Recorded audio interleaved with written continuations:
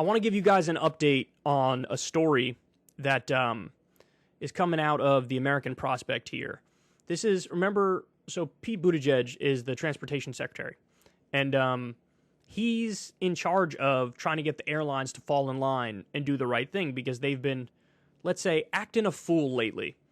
They've been overbooking people for flights that don't even exist, and then they, like, on the day of, maybe they'll tell you that there is no flight and it's canceled or whatever, and people are being driven crazy because of this, and their plans are being ruined, and there's all these issues, right? Well, Pete Buttigieg is sort of responsible and tasked with dealing with this massive problem. And so he came up with a solution. I'm going to tell you what it is now. So this is in the American Prospect. Pete Buttigieg's feeble policy on flight cancellations. The transportation secretary could be doing far more with his existing authority. The new Department of Transportation rule could make matters worse for consumers. What? So his new rule might make it worse? Well, let's read the specifics. Transportation Secretary Pete Buttigieg has been widely criticized for allowing airlines to cancel flights with no consequences.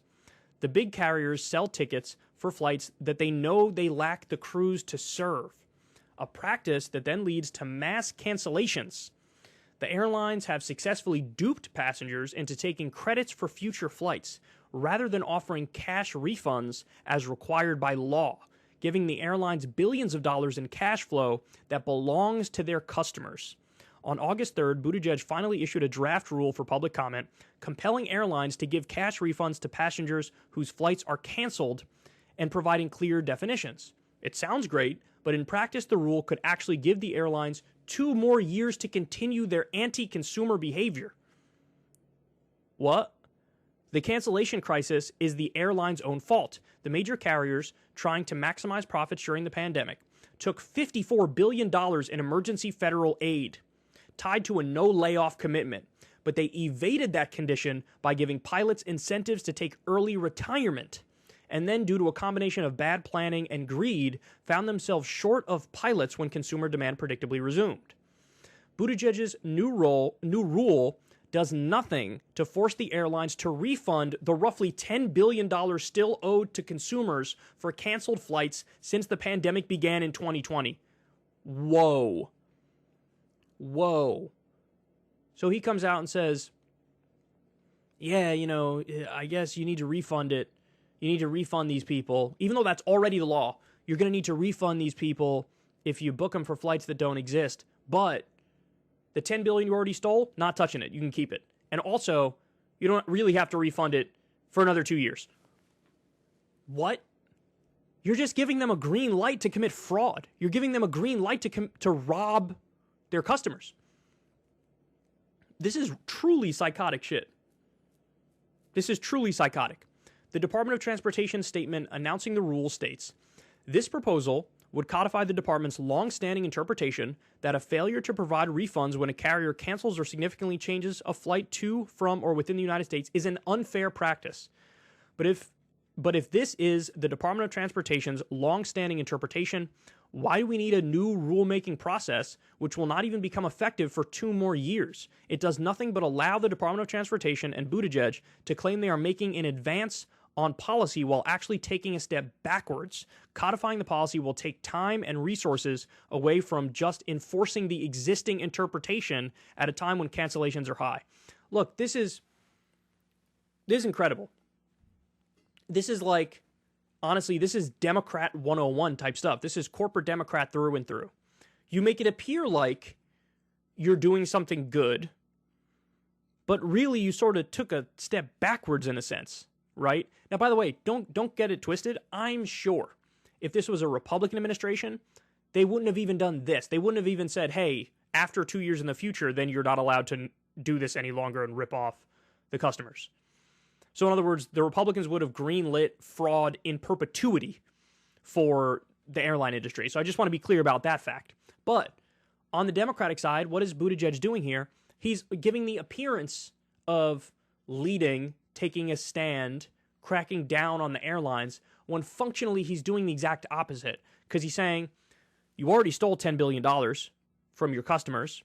I'm not demanding you refund those $10 billion. And I'm not even saying that right now we're going to implement the rule that's already on the books, which is you have to give them the refunds in 2 years. From then on, you are going to have to issue the refunds. Well, what the fuck are we talking about here? And look, to be fair, there was a similar thing that happened under Obama's administration. There were, for whatever reason, the airlines were acting up, and they were, booking flights that didn't exist and canceling at the last minute.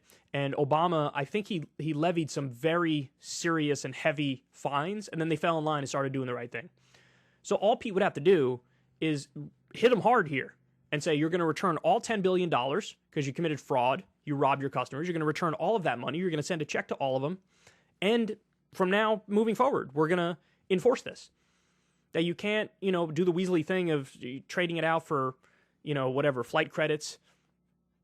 So he is allowing the airlines to get away with committing fraud while posturing like, he's doing the right thing. It is insufferable, man. It's insufferable. It's terrible. And it really does show the corporate capture of our politics on both the Republican side and the Democratic side. Because you just heard it. What'd they get? $54 billion to the airlines. And the rule was, hey, you can't lay anybody off. And then they go, okay, bro. And they turned around and offered people early retirement, which was effectively laying them off. And then, boom, demand bounces back after the pandemic or when a lot of the restrictions are eased. And there's nowhere near enough people.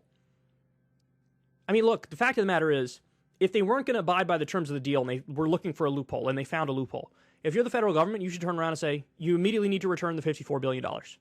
Immediately. We had terms. You violated the deal. Return the money now. So in other words, you're not getting the bailout because you didn't abide by the terms. That's what you have to do. If you don't do that, there's this concept called a moral hazard. So you're incentivizing them to cheat in the future. Anytime you give them a subsidy or a tax cut or whatever, and you say, these are the terms, they're not going to listen to you because they get away with it every time. So there you have it. Pete Buttigieg signing off on fraud committed by the airlines. All right, guys, that is the show. I love y'all very much. Thank you for listening to me babble in your ear every day. I appreciate it. For everybody who is watching on YouTube, allow me to remind you, if you are more of a podcast person, you can find this show on various podcasting apps and outlets. I like to check it out on Spotify from time to time to look for mistakes and issues. I'm always kind of trying to improve and see what happened here, what I say there. Is that exactly right? Is that right? So anyway, if you want to listen to this as a podcast, you now have that opportunity. I want to thank everybody who's a patron to the show. I want to thank everybody who supports Crystal, Kyle, and Friends on Substack. Really appreciate you guys very much. And, of course, if you are on YouTube while you're here, hook a brother up with a like. Hook a brother up with a subscribe. Because the algorithm's not giving us any love. So that means I need to beg directly for it in a very sad and pathetic way. So here I am, groveling for your internet appreciation in this parasocial relationship. So anyway, love you guys. I'll talk to you soon. Everybody have a great rest of your day. If you want to see me and Crystal Ball interview legends like Noam Chomsky, Cornel West, and more, subscribe to Crystal, Kyle, and Friends on Substack. $5 a month gets you the video version a day early. Remember, we take 0 ad dollars for this podcast. Or you can sign up on Substack for free and get the audio version a day later. Link in the video description box below.